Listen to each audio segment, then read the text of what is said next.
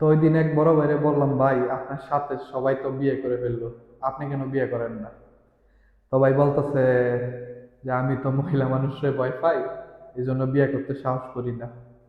তো বাইরে বললাম, ভাই আপনি বিয়েটা করে ফেলেন, কারণ এরপরে আপনি একটা মহিলার ভয় পাবেন, বাকি কি সবাই ভালো লাগবে। তো এর কয়েক মাস পরে বড় ভাই বিয়ে করলো।